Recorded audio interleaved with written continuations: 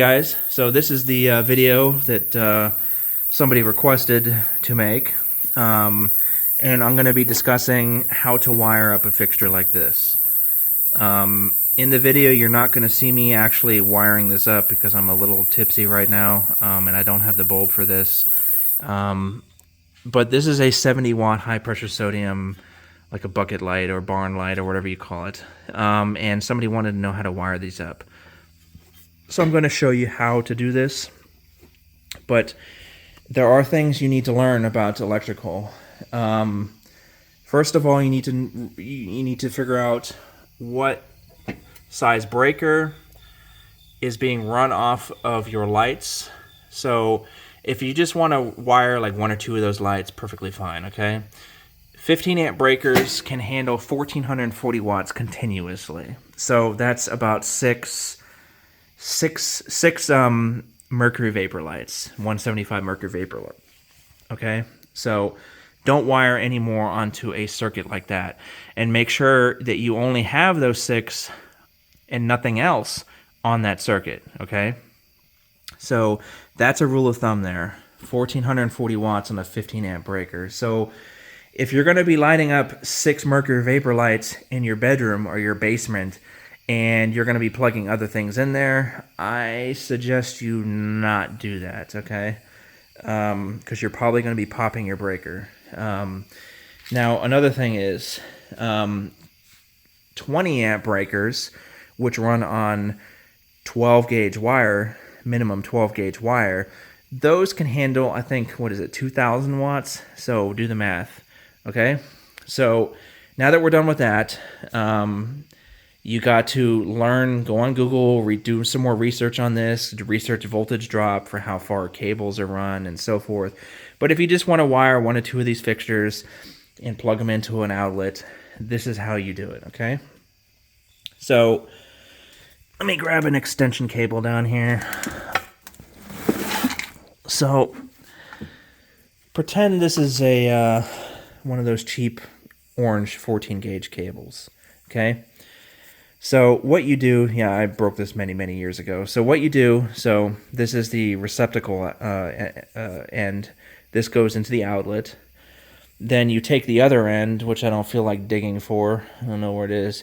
What you do is you take the other end off that cheap cable. You cut it off, okay?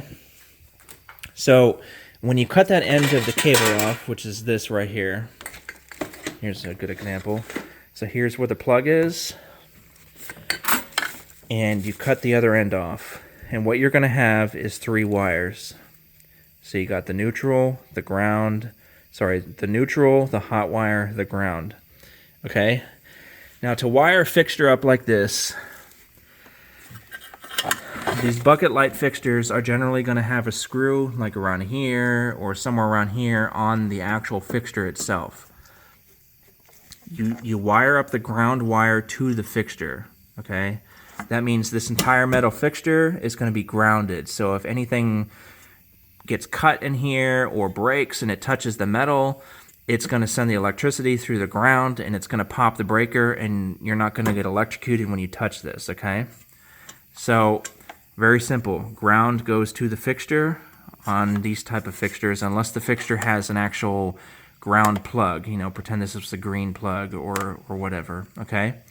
So now ground is not always green. Sometimes it's just no sheathing and it's just copper, all copper. That's a ground as well, okay? So then after you're done wiring your ground to the fixture, you take your hot wire, which is the black wire, and you take a wire nut. Make sure you cut them at a certain length. You use some wire cutters and wire strippers, and then you twist the wires together.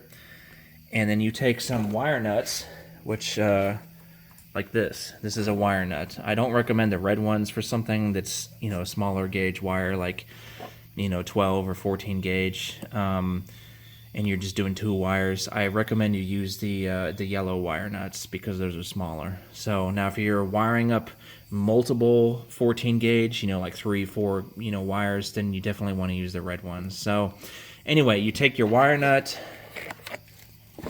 Here's a good example. Here's a strip cable. So let me pull this one out, and there you see the wire. So you're going to twist these together. Let me put the phone down real quick. Just bear with me here. I only got 2 hands.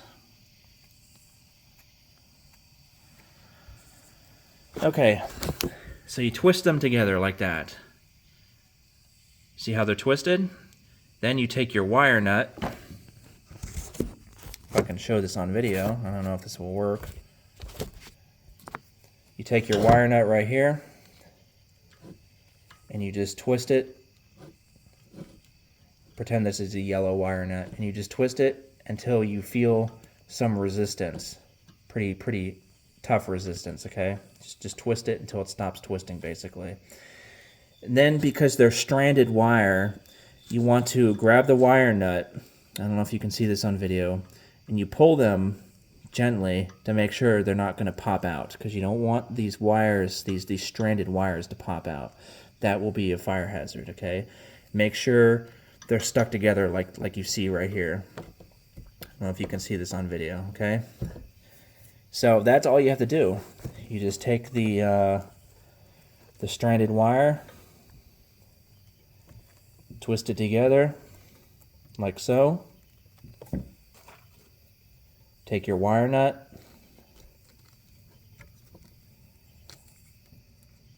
twist it onto the wire. That's all you got to do.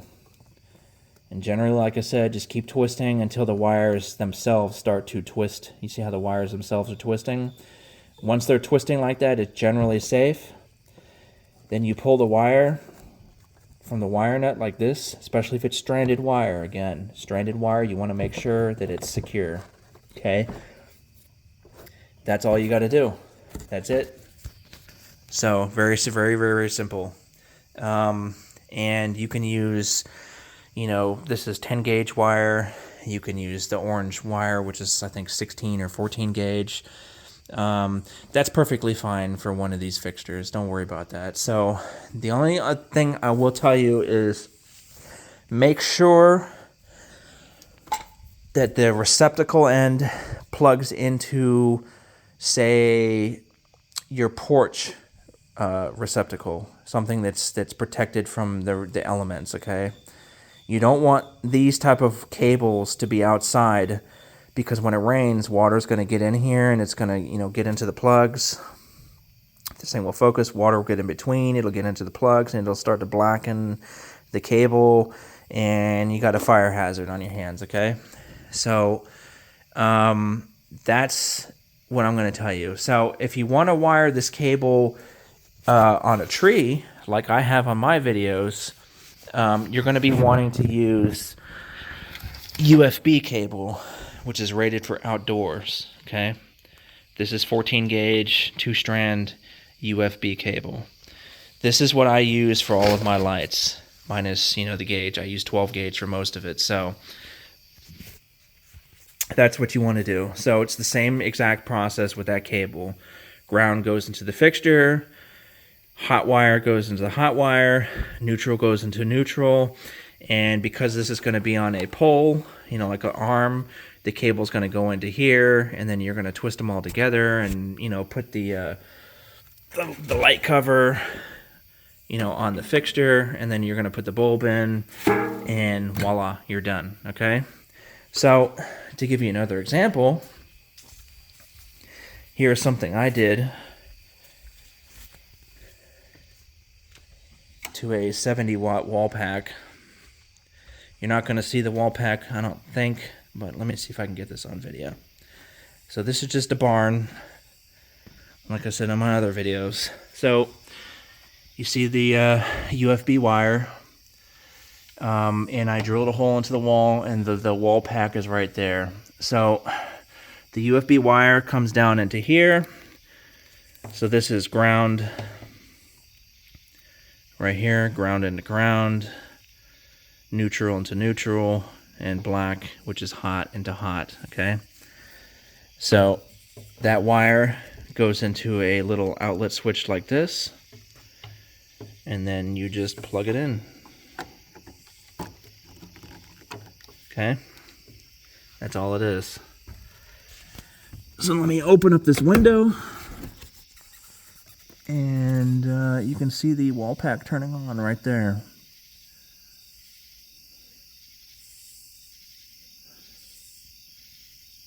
Okay, that's all you got to do. It's really easy.